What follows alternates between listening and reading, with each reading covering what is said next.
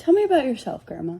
Well, I'm 80 years old, just turned 80 this year, and have wonderful children and grandchildren and great-grandchildren now. But during my lifetime, I have lived in 18 different places. And the other day, my son and his girlfriend and I were driving through the first home that I ever lived in, and that was in Ayrshire, Iowa, which is in northwest Iowa. And during our ride around Ayrshire, my son drove in the alley that was behind our home and backyard. And lo and behold, there the clothesline poles were still in place that I remembered us using when we were growing up. Our home is no longer there. It had been moved, but the clothesline was still there. And so a photograph of the clothesline, and when I got home, I texted the picture to my siblings. And I can't believe the response that I got and the memories that one single photograph with no people in it, just the old clothesline, brought up and brought to mind to all of us. And some of them were amusing and some very reminiscent. One of the brothers said he remembered my mother taking baskets of clothes from the basement, wet clothes, and hanging them on that line, and she always had clothespins, and we'd fill the whole lines.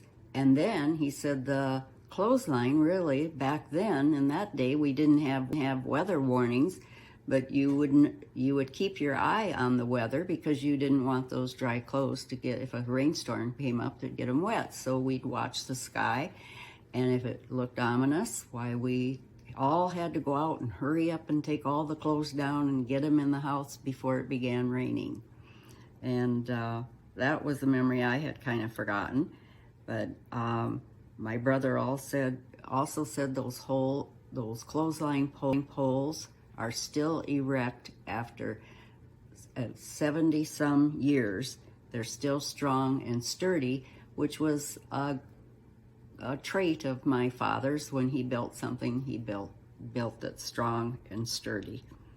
But this brother also said the sheets were an indicator of him having hay fever, because when those sheets are hanging out in the wind, they pick up the pollen. So then you'd put the pollen would be on the sheets, and you'd put them on the bed, and then it brought back up his hay fever. So probably wouldn't have to worry about that today with the clothes dryers. And then my other brother said he could not believe all the memories that he was remembering, and how he knew where we had taken that picture because of the houses and the skyline in the back. That was a pretty strong memory to him. And my sister said the wash day Mondays was the biggest wash day of all. Of course, there were 7 of us in the family, and the clotheslines would not hold all of our laundry, so Mother would have to go next door to a couple of the neighbors' houses and see if she could borrow their lines to keep hanging up clothes. And then even as the clothes dried, we would carry that heavy wet basket of clothes up from the basement washroom and hang them on the lines. So that was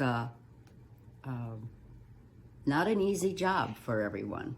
So all of us children were involved in the process. And then also in the photograph, which I failed to notice at first, but a couple of the siblings did, they spotted the rhubarb patch. Well, we had rhubarb, and they were wondering if that could possibly be the original rhubarb. And one of the siblings felt maybe that wasn't the exact location, maybe it was over farther west, but I have a feeling it came from the original planting of rhubarb. And then another brother remembered that we had a pony. It was actually my sister's pony, and he remembered that from looking at this picture. And our pony had a baby colt, and how all of us kids took a part in helping to train it. And my sister and I would ride the pony out in the country, and it would buck us off, and then we'd run after it and get back on and go through that same process. So it's amazing what clothesline poles bring up, the memories that brings up. And also my sister said we had raspberry vines in the backyard, or in there also. And then my memory, whenever I see those clotheslines, or I have a picture of them, my mother used to get angry at one of the neighbors sometimes on wash day, because back then we had wood burning stoves or fireplaces to heat our home, and Mother swore that neighbor, they didn't get along obviously, and weren't too fond of one another. But when she'd see Mother out hanging up clothes, my mother then thought, then next thing you knew, there was smoke coming out of their chimney, and it was blowing over on my mother's laundry. She felt that lady just did that deliberately. I don't know if that was true or not, but it was something I've never forgotten. So anyway, one of my brothers said we were raised probably a little bit country, but we have great